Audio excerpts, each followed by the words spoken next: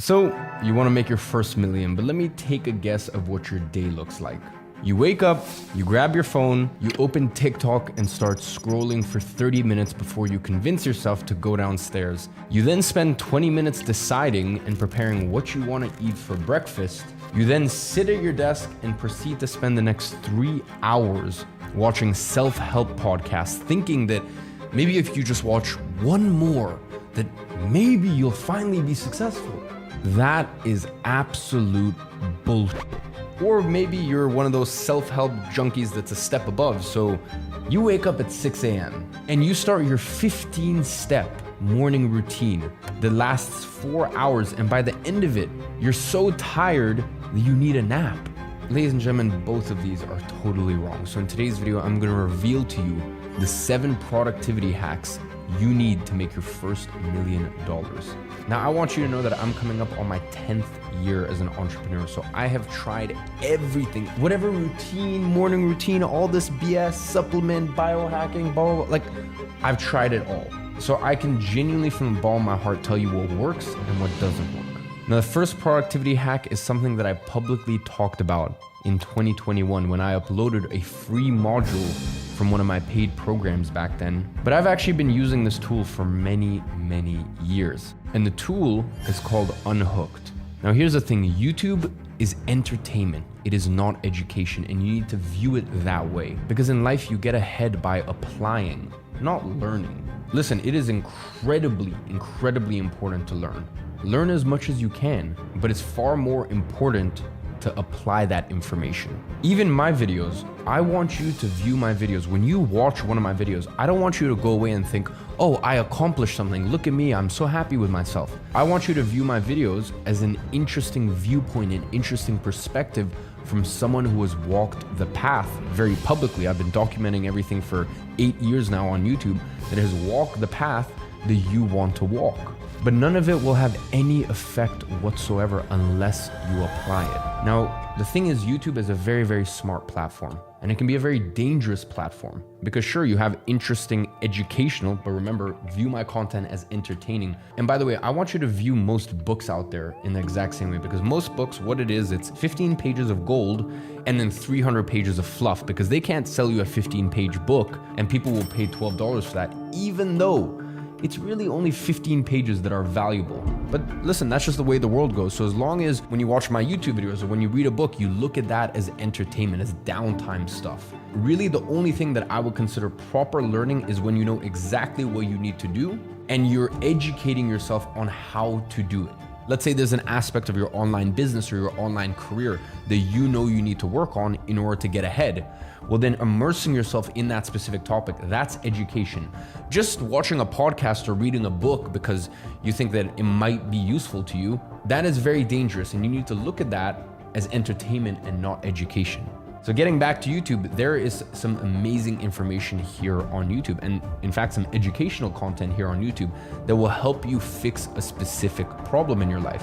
You know, let's say, for example, you're running a marathon. The best thing you can do, of course, is get a coach that's going to work with you. Maybe even get a paid program that's going to go, hey, here's the plan. In month 1, you do this. Month 2, you do this. Month 3, you do that. But if you don't have the funds to do it, well, then you can learn a lot on YouTube. But that is real intentional education. You're going on YouTube and you're going, hey, I want to learn this skill, or I want to complete this thing. How do I do it? Can I get as much information about this thing? That is intentional. Whereas when you go on the YouTube home feed, that's not intentional at all. All that the algorithm is doing is just trying to pull you in and try to grasp and try to take your attention. So that's why I've been saying for years and years that people need to download Chrome extensions or applications like Unhooked. What it does is it hides a lot of the things that are unimportant to you here on YouTube. So on the settings, I want you to turn on hide home feed. So that way, when you go on YouTube, you won't see your home feed. I want you to turn off the side recommendations, so to hide the video sidebar. And I also want you to hide the comments. So the only thing that is left is your subscription box, because once again, you need to be very, very intentional with that, of the people that you subscribe to. And once again, your subscription box can be a place for light entertainment, but I don't want you going on the home page and now all of a sudden you're recommending a video that you think is gonna help you, but once again, it is not intentional education. Now, I also want to make something very clear. I am literally shooting myself in the foot by telling you this, but I don't care. I want you to get ahead in life. And by the way, if that means that you watch less of my content, or what happens for a lot of people I've noticed is maybe my content is beneficial to you at a beginning stage in life, and then you get to more intermediate and my content is a little less applicable. And the funny thing I've seen is once you actually get to an exceptional stage of life, my content becomes relevant again because you start to look at what I'm saying and the viewpoint from a much different perspective of someone who's already made it.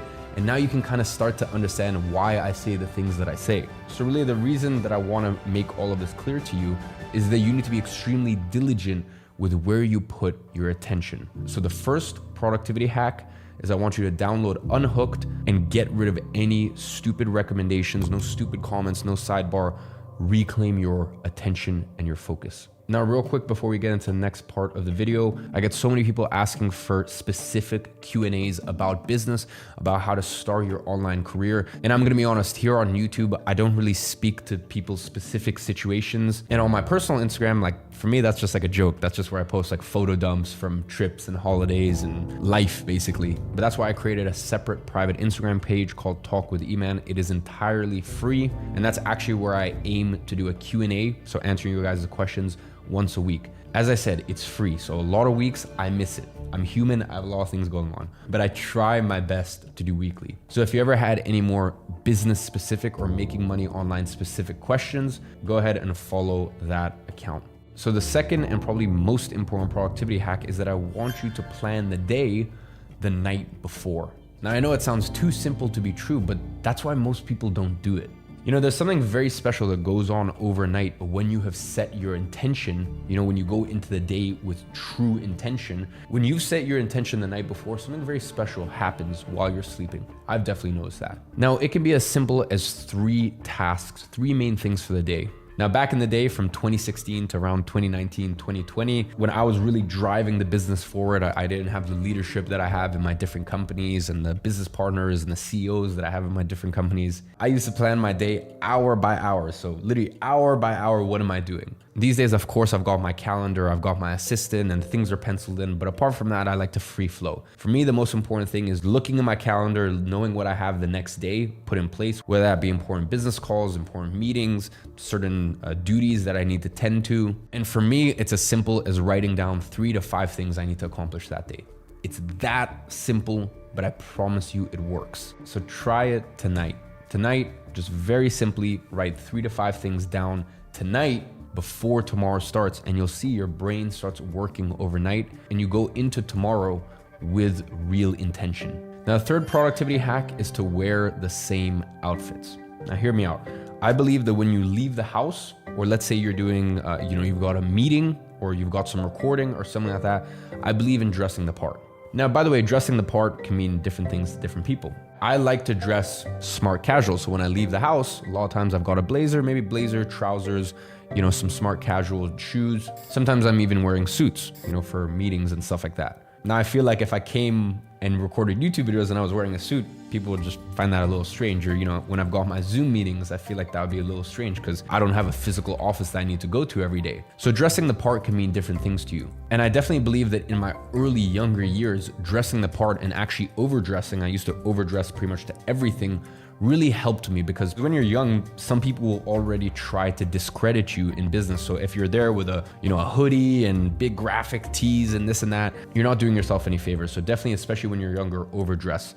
But when you're home, when I'm home and I know that all I have is some Zoom meetings, I've got calls all day, stuff like that, I pretty much wear the same thing every single day. Now, variations of it, most of the time I don't wear big crazy colors when I'm at the home. For me, it's simple. It's the same few pairs of jeans/trousers, pretty much the same shoes, and the same brand t-shirt in various different colors. And this really just makes your life a lot easier. And we're gonna get to another point that I wanna talk about a little later on, another productivity hack, but it's just something that you no longer need to think about. When you've just got a simple brand of shoes that you wear at home, and by the way, I know this sounds funny, but I personally prefer to wear shoes in the house. I wear shoes in the house. And the reason that is because I don't go to an office, I feel like when I'm wearing shoes, I know that, okay, it's time to be serious. Because for me to walk around the house with like flip-flops or sandals or shoeless, I feel like that's stuff I like to do when I'm not working or I'm in my off time or whatever. But when I'm in flow, when I'm in the zone, I like to wear shoes in the house because for me, it just means that, okay, I know I'm doing some serious work here.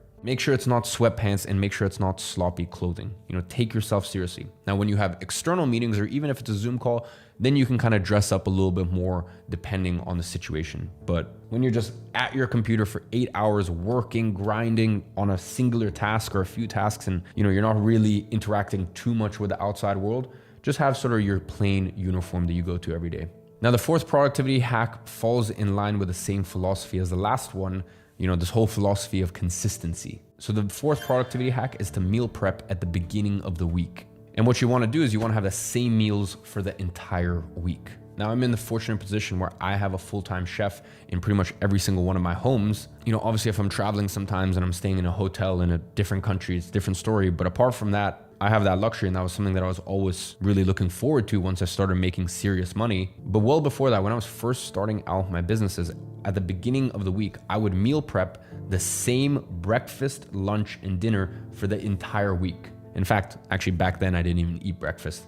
I was doing intermittent fasting for a few years. Now, what I would do to keep it a little bit more interesting is each week I might cycle a different thing. So like each week, the breakfast or the lunch or the dinner would be different. So I would cycle that week to week, but day to day within that week, it was all the same. Now, I genuinely think way too many people look at food as leisure or some fun thing. But listen to me, unless you're on holiday, you're retired, or you are rich as fuck, food is fuel. That is it. Food is literally just there to fuel you. Nothing else, nothing more. And day to day for me when I eat food, because I still don't really eat exciting food. I pretty much just lots of meat, fish, healthy fats, lots of avocado. Day to day when I'm eating that, all I see is fuel. Now, when I go to restaurants, it's a totally different story. Then you can eat for enjoyment. When you're on holiday, once again, totally different story. But day to day, all it is fuel. And maybe this is kind of my Russian side coming out. You know, I'm from a place in Russia called Dagestan, and I grew up there for the early part of my life. And I guess in Russia and Dagestan, like food is just fuel. Like we're not very romantic about food. I don't know if you've ever had Russian food. Maybe some Russian people would disagree, but it's not very tasty. It's just practical. That's all it is. So just make sure food does not take up a crazy amount of your life. Meal prep at the beginning of the week and just make sure it's the same food for the entire week. And then the next week you can cycle to something different. Now, the fifth productivity hack is another one where I'm shooting myself in the foot.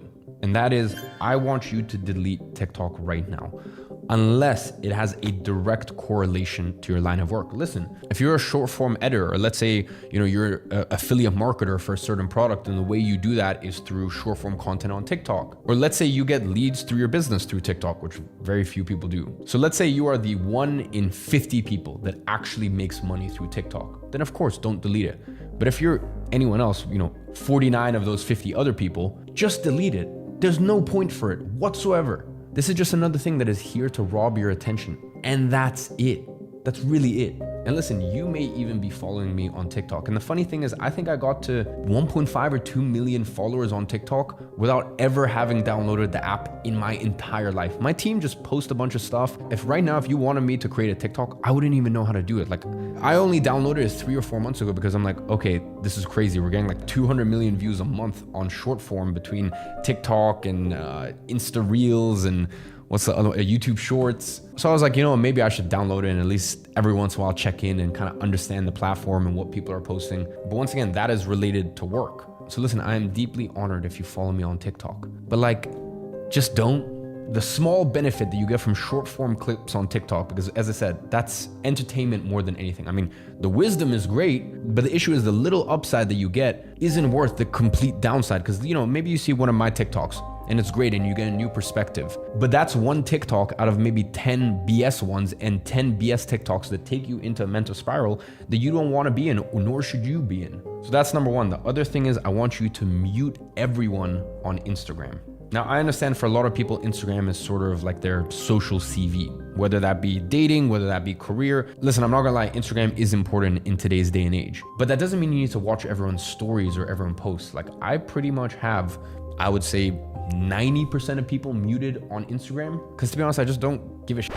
Like, unless it's like a close friend of mine or like C-suite level at one of my companies, like really top managerial people in my companies, the CEOs or CMOs or whatever, like I don't need to know what you're doing day to day. I'm gonna be honest. And you need to have that exact same focus and that exact same protection around your attention. Now, the next productivity hack is to create a simple 3-step morning routine. Listen, most morning routines are absolute BS. And by the way, I was one of those people who used to have that 10-step routine that would take 4 hours. So by the way, when I say all of this stuff, I'm not judging because I've been there. Like I told you, I'm coming up to my 10th year as an entrepreneur. When I first made my first penny online, I have done everything. I've tried everything. So I'm not sitting here judging you. I'm just trying to relay really what actually works and what's fluff. So when you see all of these 15-step morning routine, blah, blah, blah. And by the way, when you see all these morning routines where they wake up at 5 a.m., it's all BS. Wake up whatever time you want to wake up. It doesn't matter, trust me. Now, here's the thing. If you have work or you have school, then yeah, you should be an early riser. I'm sure most of you guys know I dropped out at 17 because I was already making crazy money. I had an employee, like I had a proper business. So I dropped out of school at 17. I also had to take care of me and my single mom. So, my life story was a little different. But before that, when I was still in school, I used to be an early riser. I hated it. I'm not really a morning person. I hated it. But for me, it was getting those early hours of working before school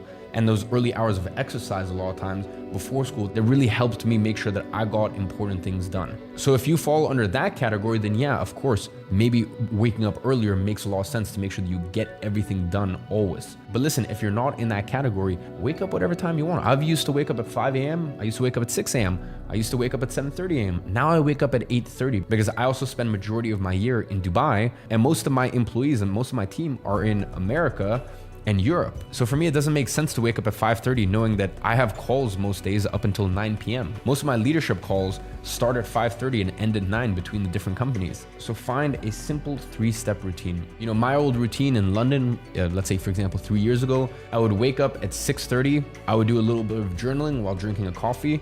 And then my personal trainer would show up at my doorstep. We'd walk 2 minutes to the gym, and I would start my training session for the day. That was my 3-step morning routine. Now my morning routine is a little different. I wake up and the first thing I do is I go jump in the cold plunge. So I go down to my home gym garage, I jump in the cold plunge. After that, I have a shower and get ready. And the third thing is I make myself a coffee and I sit down at this desk and I just have 30 minutes of me time. I just jot down ideas, vision for my companies. I look at my overall corporate structure, my investments, where my investments fall into within my different entities, within my different holding companies and my different trusts. And as I said, it's a lot to manage these days. And then I get started with the day. So whatever fits best into your life. Now I'm very lucky where I train at 4 p.m. every day. I like that. That works for me. But back in the day, really the only practical time to work out was first thing in the morning. So just find whatever works for you, but just make sure it's a 3-step morning routine. No 10-step or 12-step and nothing that takes 4 hours. It really genuinely should take you no more than an hour, hour and a half from the moment that you wake up to the moment that you get to your desk and you're getting to work. Now, the last hack may seem simple, but once again, that is the beauty of it. And that is that I want you to lay out your clothes the night before. The worst thing in the morning that you can have is the decision fatigue of deciding, okay, what am I gonna wear today? Now, I've already told you, you should have your sort of home work uniform, which is just very simple, very easy to put together, but still nonetheless, you should lay it out the night before. And you especially wanna lay out your clothes if you're working out in the morning. Now for me, I'm gonna be honest, it's more difficult not training than it is. Like I love training, whatever it is, whether that's running, whether that's boxing, whether that's functional CrossFit training, whatever it is, like I just enjoy it. But nonetheless, you wanna lay out your clothes, especially if that's something that you struggle with in your life, or especially if you struggle to wake up in the morning. Trust me, it takes 2 minutes a night, but it makes the morning so much more seamless. So ladies and gentlemen, I say all of this with love, because as I said, I have tried so much stuff, and especially in my early days, I saw so many things that I thought were important to success, and they just weren't. So this is just me being honest of what has worked for me over the last 10 years and what hasn't. I hope it was useful to you. And as always, I'm watching from afar and I'm rooting for you.